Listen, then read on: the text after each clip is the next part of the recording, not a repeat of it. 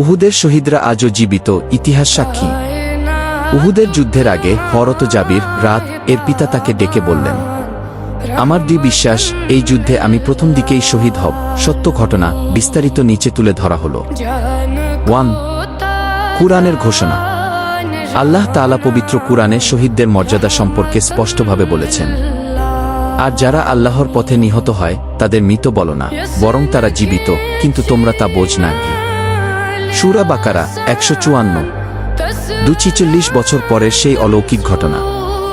হযরত জাবির রা এর পিতা আব্দুল্লাহ বিন আমর রা উহুদ যুদ্ধে শহীদ হয়েছিলেন।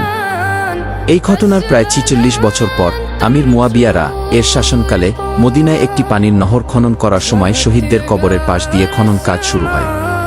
তখন একটি বিস্ময়কর ঘটনা ঘটে।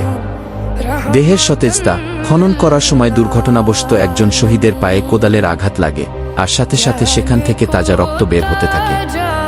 46 বছর পরও তাদের দেহ পচেনি বা বিকৃত হয়নি।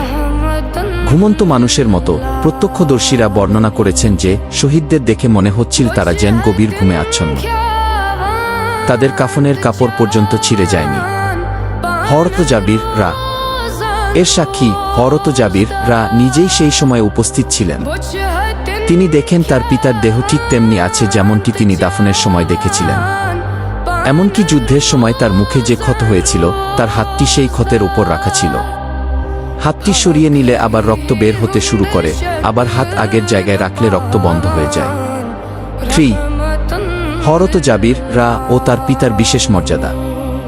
হযরত জাবির রা এর পিতার শাহাদাতের পর নবী করিম শাহ জাবিরকে সান্ত্বনা দিয়ে একটি বিশেষ তথ্য জানিয়েছিলেন। তিনি বলেছিলেন, জাবির, আল্লাহ তাআলা পর্দার আড়াল ছাড়া কারো সাথে কথা বলেন না, কিন্তু তোমার পিতার সাথে তিনি সরাসরি কথা বলেছেন এবং বলেছেন, হে আমার বান্দা, তুমি আমার কাছে কিছু চাও, আমি তোমাকে দেব। 4 শহীদদের বর্তমান অবস্থা। ইসলামী আকীদা অনুযায়ী শহীদদের আত্মা জান্নাতে সবুজ পাখির দেহে বিচরণ করে। তবে উহুদের এই ঘটনাটি প্রমাণ করে যে আল্লাহ তাআলা বিশেষ বিশেষ ক্ষেত্রে শহীদদের পার্থিব দেহকেও মাটির ক্ষয় বা পচন থেকে রক্ষা করেন, যা সাধারণ মানুষের জন্য এক বড় নিদর্শন। উহুদের যুদ্ধের সেই ঐতিহাসিক প্রাঙ্গণ আজও মদিনায় সংরক্ষিত আছে, যেখানে